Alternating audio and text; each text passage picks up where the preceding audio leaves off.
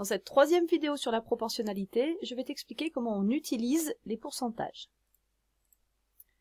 Alors, première situation, on te donne le pourcentage. Par exemple, on te dit dans un muffin de 60 grammes, il y a 9% de sucre. Et on te demande la quantité de sucre qu'il y a donc dans ce muffin. Donc là, on voit bien qu'on nous a donné le pourcentage, on nous a dit qu'il y a 9% de sucre. Donc qu'est-ce qu'on en fait? Donc on a deux méthodes. Donc soit on utilise le pourcentage d'une quantité, parce que là, en fait, quand on prend la phrase un peu autrement, on dit qu'en fait, il y a 9% des 60 grammes du muffin qui sont en fait du sucre. Et donc en fait ça revient au pourcentage d'une quantité. Ça veut donc dire que il faut calculer les 9% de 60 grammes.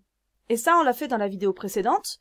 C'est calculer en fait 9 sur 100 fois 60 grammes. 9 sur 100 c'est 0,09 fois 60 grammes, ça fait 5,4 grammes. Autrement dit, dans ce muffin il y a 5,4 grammes de sucre. Donc ça, c'est plutôt facile si toi, tu arrives à transformer tes phrases et à les mettre dans le bon sens. Là, tu vois que si tu avais dit, il y a 9% des 60 grammes du muffin qui sont en fait du sucre, eh bien voilà, on avait le 9% de 60 grammes. Si ça ne te paraît pas si évident, tu as la deuxième possibilité d'utiliser en fait le tableau de proportionnalité. Dans le tableau de proportionnalité, évidemment, on va parler du poids, puisqu'on nous parle de grammes ici, et des pourcentages.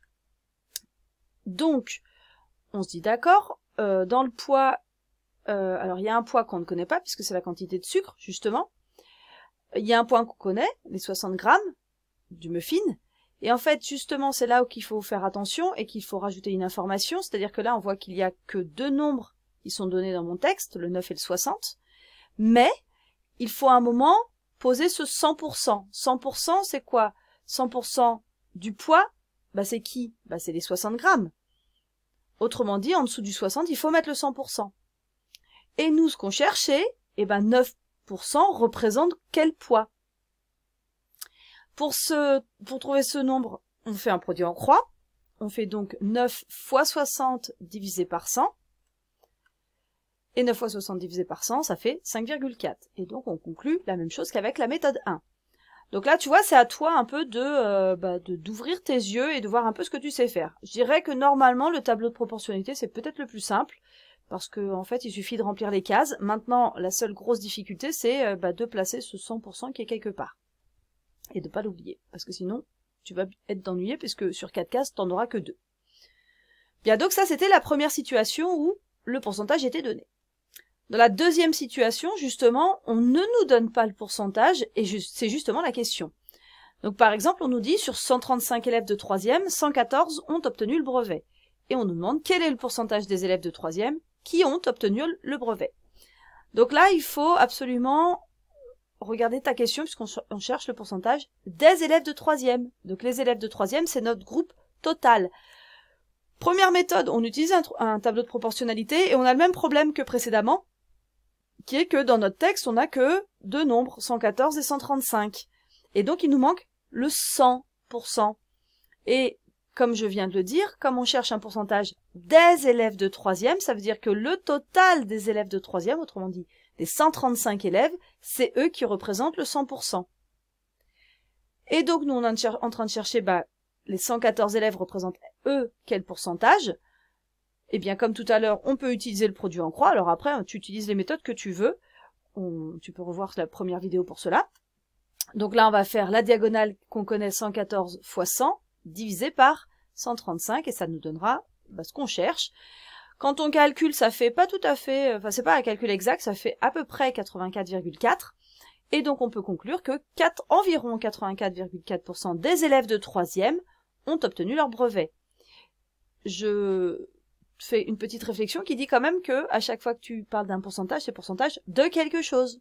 Et c'est ce que je te disais ici, c'est le pourcentage des élèves de 3e. Donc quand tu réponds, tu dis bien environ 84,4% des élèves de 3e ont obtenu leur brevet.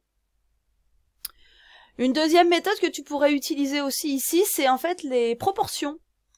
Les proportions, c'est quoi en fait? Calculer la proportion d'un certain caractère parmi une population, c'est en fait regarder le nombre de personnes qui ont ce caractère divisé par le nombre de personnes totales.